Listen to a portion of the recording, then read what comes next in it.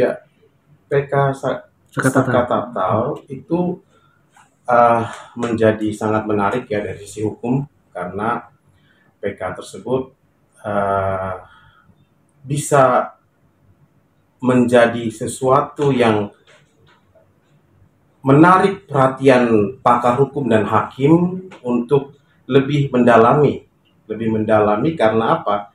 Karena di dalam syarat dari PK itu sebenarnya ada diatur mengenai pasal 263 PK.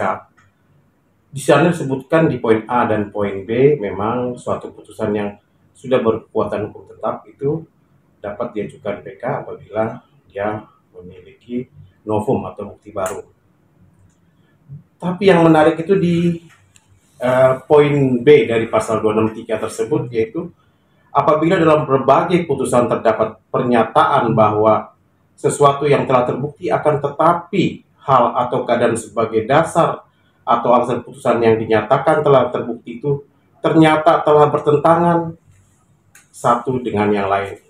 Nah, pertentangan di sini memang bukan hanya dalam putusannya, tapi ada putusan baru yang mungkin juga merupakan bagian atau hal yang tidak bisa dijelaskan pada saat proses persidangan terdahulu. Yang menarik kan di sini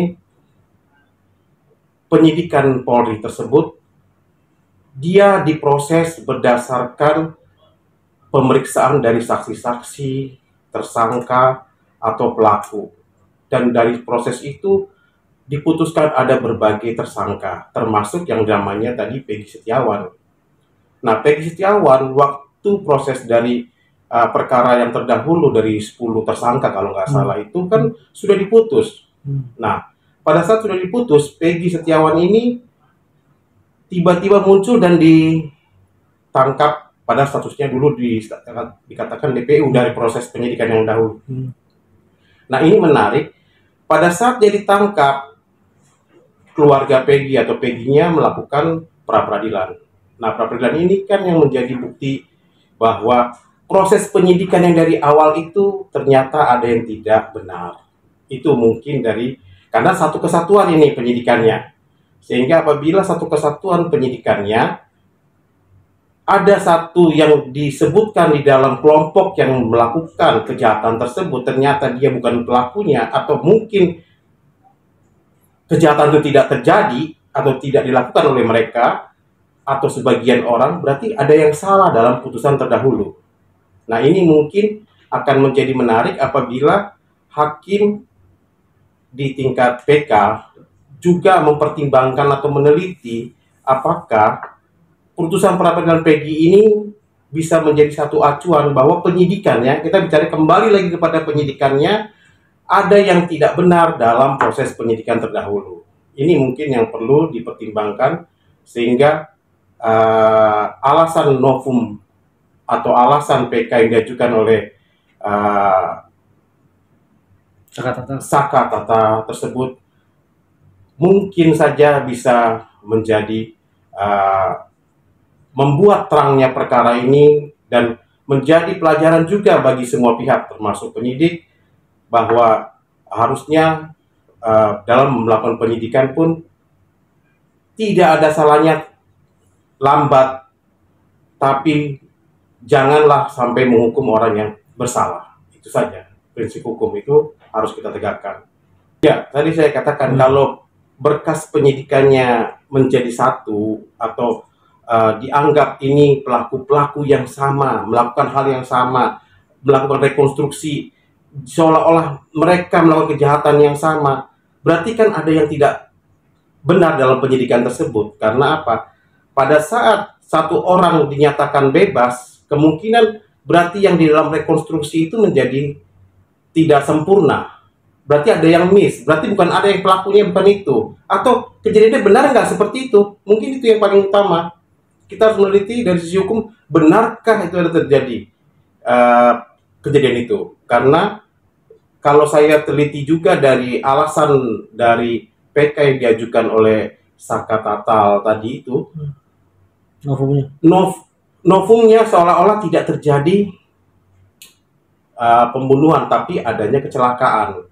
Jadi yang selama ini direkonstruksi siapa jadinya gitu loh.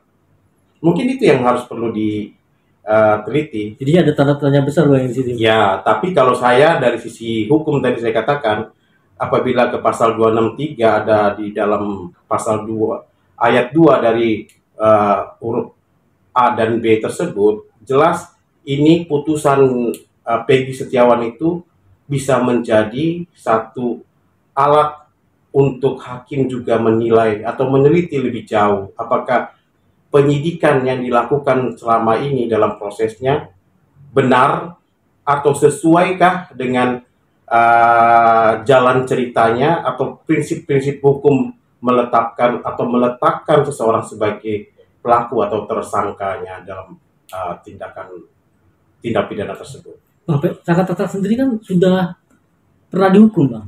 Akhirnya kalau kami sebagai praktisi hukum mungkin bicara sumpah pocong itu bukanlah satu meletakkan suatu pembelaan di dalam sistem hukum ya, karena sistem hukum kita jelas adalah meletakkan kepada saksi dan bukti, bukan kepada sumpah pocong, kecuali pada saat saksi akan dilakukan atau diambil keterangannya memang dia disumpah, tapi untuk membuktikan bahwa seseorang menjadi salah atau tidak bersalah itu adalah dalam hal persidangan dia bisa nggak menghadirkan saksi-saksi atau bukti-bukti yang menyatakan bahwa dia pada saat kejadian bukanlah pelaku, atau dia pada saat kejadian tidak ada di tempat kejadian, atau bukan dia pelaku dalam hal kejadian tersebut. Itu yang paling utama. Ya, kembali lagi bentuk sumpah pocong itu adalah mungkin semacam budaya di negara kita atau masyarakat Indonesia untuk menunjukkan bahwa saya berani bertanggung jawab secara duniawi maupun secara akhirat. Dan saya bisa dihukum sekarang pun waktu saya masih hidup apabila memang saya berbohong. Nah, ini yang bicara berbohong, kan gitu nih. Nah, di dalam sumber hukum positif Indonesia ini kan kita belum bisa mengatakan bahwa sumpah pocong itu bisa ditarik menjadi satu bentuk bukti atau saksi dalam menyatakan orang tersebut menjadi tidak bersalah. Jadi sumpah pocong itu menurut saya hanya tanggung jawab dia kepada masyarakat bahwa saya berani bersumpah bahwa saya bukan pelaku, saya berani dihukum baik di dunia maupun di akhirat. Itu saja, cuman itu saja, tidak lebih daripada bahwa itu adalah semacam kebiasaan di tengah masyarakat. Juga mantan Wakapolri bicara bahwa ini adalah kesalahan penyidikan Bang, kasus Sapina. Abang sendiri? Adanya kesalahan penyidikan, ya mungkin itu bukan lagi hal yang baru gitu loh ya, kesalahan penyidikan itu, karena kesalahan penyidikan itu sudah sering dan banyak terjadi. Namun yang paling utama, kasus ini kita butuh pembelajaran. Apakah memang ya orang yang memang sampai dibuat film terus menyita perhatian masyarakat itu pengen tahu masyarakat itu sangat tinggi. Apakah memang benar ini orang bersalah? Apakah benar ada di belakang ini kelompok atau didugakan katanya ada mafia lah atau apa? Keingintahuan masyarakat sebenarnya ingin kepada hukum itu bekerja dong, memberikan kepuasan kepada masyarakat. Itu yang diinginkan sebenarnya. Karena masyarakat dengan tadi kesalahan tadi penyidikan seperti mantan Kapolri katakan, ya mantan Kapolri katakan, itu makin membuat masyarakat mengkonfirmasi bahwa selama ini seringkali mungkin terjadi. Ini kasusnya yang terungkap aja, yang viral. Kalau yang tidak viral bagaimana? Karena masyarakat sekarang sudah sangat tergaris bawah, no viral, no justice. Jadi bagaimana kalau tidak viral, apa tidak ada kepastian hukum? Nah, itu mungkin yang perlu menjadi pertanyaan. Ya, Karena ini kan dari film juga. Kasus ini 2016 kan tenggelam, Bang. iya, iya, iya. Ketika viralnya ini kasus diangkat lagi karena film Iya. itu, Bang. Iya. Benar nggak? Akhirnya masyarakat pengen tahu juga dengan apa namanya kasus ini, Bang. Akhirnya diungkit lagi sampai akhirnya Peggy ditahan kan, ditangkap kan? Iya, iya. Ya gitu. Dari 3 jadi 1, 3 DPO jadi 1, Bang. Gimana?